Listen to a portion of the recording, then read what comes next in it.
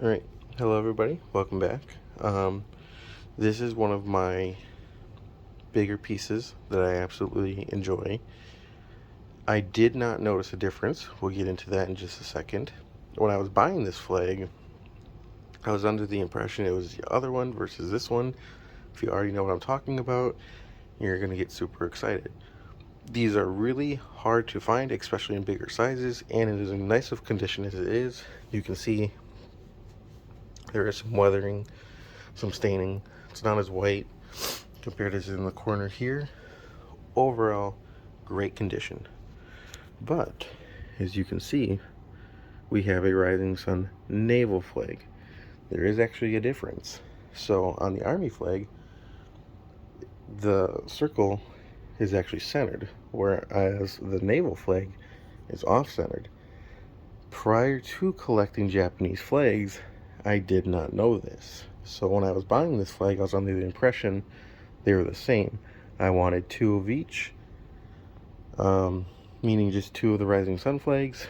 I had some display ideas in mind that I wanted a second flag for. And as you can see, the fold lines, they've kind of gone away since I've put this in a proper case. They've kind of gone away, but I only had the Rising Sun to go off of just that, the red meatball, as it was called. So I did not know there was a difference until I got into this.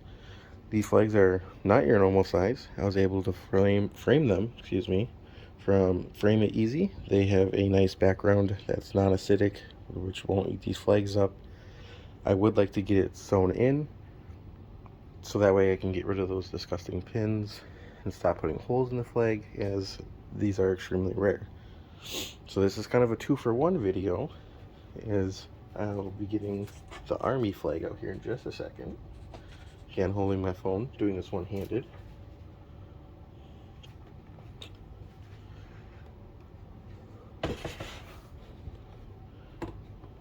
So here's my Army flag. Again, folded up, just showing the red meatball, or the red center. This one's in a little bit of a nicer shape. These are still very hard to find. They have a little bit of staining here. Overall though, very pleased with it. Again, did not notice a difference until I got into these flags. I'll try to show you the difference. So as you can see, centered, off-centered. I guess it's a little detail I have never noticed. Also, getting into the history of these flags, I did not know that the Navy and Army operated differently from each other. You know, in the United States military, everybody coordinates together, they're on the same page, they come together to get the task done. The Japanese back in the day, I don't know if it's still that way today, but back in World War II, it was kind of a competition between the Army and Navy. Oh, well, we can take this, or we can do that. Sometimes they worked together, a lot of times they differed. Again, this is stuff I'm learning all the time. I am excited to learn new things. Did not know that. I thought they worked hand in hand. I was very, very wrong. So these two Asahi flags, could be saying that wrong, are a great addition to my collection. I wanted these since I was a little kid, first getting into World War II.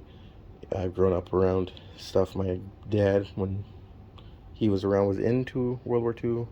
Not sure why I was interested in it. I know my grandpa served, but I always got into the Japanese side of the war, the Pacific side. So having actual Rising Suns authenticated from Dan is just, it's awesome. Not a lot of people have these or can get these. Again, they're very rare. They're not as common as the good luck flags. So hopefully y'all enjoyed these two pieces. I'm going to get into more flags as we go along here in the next couple of videos. These two were off of Facebook Marketplace, purchased from the same person I bought my first flag from. He actually was living in Japan at the time when I was buying these flags from him. He served, or still serving, in the Canadian military, got deployed there, and when COVID struck, he got stuck there. So kind of worked out in both of our favor. He's into the same thing. He's looking for items Never actually got to trade with him, but I bought several flags off of him. So hopefully y'all enjoy.